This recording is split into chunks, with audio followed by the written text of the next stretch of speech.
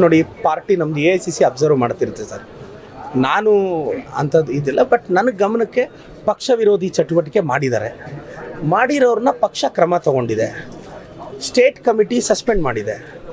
ಏನು ಪಕ್ಷ ವಿರೋಧಿ ಚಟುವಟಿಕೆ ಮಾಡ್ಕೊಂಡಿದ್ರೆ ನೋಡ್ಕೊಂಡಿರ್ಬೇಕಾ? ಅವ್ರು ಯಾರಾದರೂ ಕಿತ್ತು ಬಿಸಾಕ್ತೀವಿ ರೀ. ಕಾಂಗ್ರೆಸ್ ಪಾರ್ಟಿ ನಮ್ಮಪ್ಪಂದು ಅಲ್ಲ, ಅವರಪ್ಪಂದು ಅಲ್ಲ. ಇಲ್ಲಿ ಪಾರ್ಟಿನೇ ದೊಡ್ಡದು. ಇಲ್ಲಿ ಪ್ರದೀಪ್ ಈಶ್ವರು ದೊಡ್ಡವರಲ್ಲ, ಇನ್ನೊಬ್ರು ದೊಡ್ಡದಲ್ಲ. ಅದು ಎಂಥ ಸೀನಿಯರ್ ನಮ್ಮ ತಾಲೂಕಲ್ಲಿ ಪಕ್ಷ ವಿರೋಧಿ ಚಟುವಟಿಕೆ ಮಾಡಿದ್ರೆ, ನಾನು ಹಳಬ್ರಿದ್ರಲ್ಲ ಕಾಂಗ್ರೆಸ್ಸಲ್ಲಿ ಒಬ್ರು MLA 2 ಟರ್ಮು, ಅವರಷ್ಟು ಒಳ್ಳೆಯವನಂತೂ ಅಲ್ಲ. ನನಗಂಥ ಸ್ಮಾರ್ಟ್ ಪಾಲಿಟಿಕ್ಸ್ ಗೊತ್ತೇ ಇಲ್ಲ. ಎಲ್ಲ ಸಹಿಸ್ಕೊಳ್ಳೋಕ್ಕೆ ಪಾರ್ಟಿ ವಿರುದ್ಧ, ನಮ್ಮ CM ಸಾಹೇಬ್ರ ವಿರುದ್ಧ, DCM ಸಾಹೇಬ್ರ ವಿರುದ್ಧ, ನಮ್ಮ ಮಿನಿಸ್ಟರ್ ಸಾಹೇಬ್ರ ವಿರುದ್ಧ ಯಾವನಾದರೂ ಪಬ್ಲಿಕ್ಕಲ್ಲಿ ಮಾತಾಡಿದ್ರೆ ಅರ್ಧ ಗಂಟೆ ಕಿತ್ತು ಬಿಸಾಕ್ತೀನಿ. ನನ್ನ ಲೀಡರ್ನ ಯಾರು ಮಾತಾಡಬಾರ್ದು. ಏನು ಡ್ಯಾಮೇಜ್ ಆಗಲ್ಲ ಸರ್. ಪಾರ್ಟಿ ದೊಡ್ಡದು.